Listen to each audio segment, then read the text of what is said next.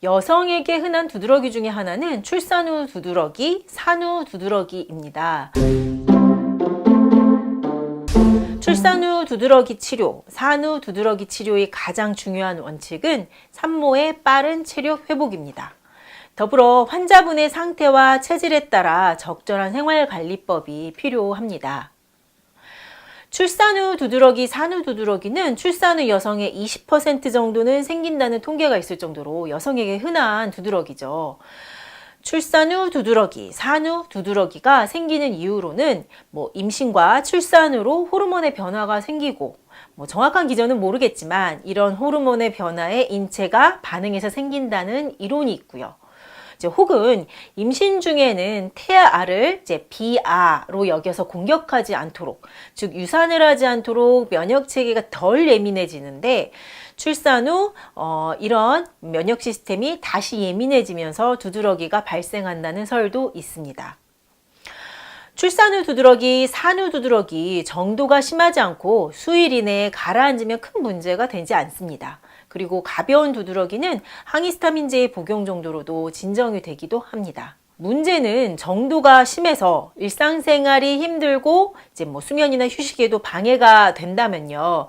산모의 회복에 영향을 줄 수 있기 때문에, 혹은 항히스타민제가 전혀 반응하지 않는 출산 후 두드러기, 산후 두드러기가 종종 있다는 것입니다. 이런 경우에는 빠른 두드러기 치료를 위해 체크해 볼 점들이 몇 가지 있는데요. 한번 이야기해 보겠습니다. 우선은 첫 번째로 음식물에 대한 체크입니다. 출산 후 먹었던 혹은 산후 회복을 위해 혹은 수유를 위해 먹었던 음식들이 체질별로 두드러기를 유발시킬 수 있습니다. 대표적인 음식 중에 하나가 미역국인데요. 미역국을 한두 끼 정도 먹는 거는 두드러기에 큰 영향을 주지 않겠지만, 만약 태음인이나 소양인들이 미역국을 지속적으로 먹을 경우 두드러기를 유발시키고 악화시킬 수도 있습니다. 그 밖에도 여러 가지 산후 회복을 위해 먹는 음식들, 예를 들자면 호박즙도 있겠고요, 가물치즙도 있겠고요, 이런 것들이죠. 등등 이런 음식들이 출산 후에 몸이 예민해져 있는 상황에서 지속적으로 많이 섭취되었을 때, 근데 체질에 맞지 않았을 경우 두드러기를 악화시킬 수 있습니다. 따라서 산후 두드러기 환자라면 정확한 체질 진단과 그에 따른 보양식을 선택하는 것이 필요합니다. 두 번째로는 몸을 따뜻하게 하는 것입니다. 보통 두드러기 환자들은 가려운 부위에 냉찜질을 권유받죠. 일반적으로 두드러기가 생기면 피부가 붓고 열감도 있으면서 가렵기 때문에 냉찜질을 하면 가려움이 조금 수그러들 수 있는데, 산후 두드러기 환자분들 중에는 냉찜질을 하면 오히려 오한이 들면서 두드러기가 심해진다라고 하는 경우도 종종 있습니다.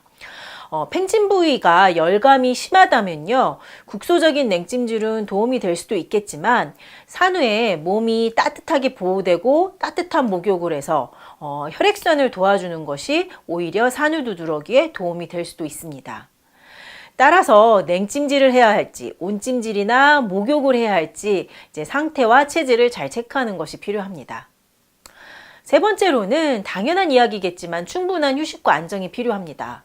출산 후 밤잠을 제대로 못 자고 스트레스와 영양 불균형이 두드러기에 가장 좋지 않은 영향을 줍니다. 갓난아기를 돌보느라 휴식과 안정이 현실적으로 쉽지는 않겠지만요. 짬나는 대로 휴식을 취하고 충분한 수분 섭취를 해주는 것이 가장 중요합니다. 출산 후 두드러기 치료, 산후 두드러기 치료를 위한 여러 가지 악화 방지를 위한 노력법을 가르쳐 드렸습니다. 하지만 가장 중요한 것은 산후조리가 잘 되게 하는 것, 출산 후에 빠른 체력 회복을 하는 것이 치료의 포인트입니다. 앞서 말씀드렸던 여러 가지 내용을 염두에 두고 잘 조리하면서 산후 두드러기는 가볍게 지나갈 수도 있습니다. 하지만 만약 산모 스스로 회복이 되지 않을 만큼 체력이나 면역력이 약해진 상태라면요, 산후조리를 위한 한의학적인 치료가 산후 두드러기 치료에 반드시 필요합니다.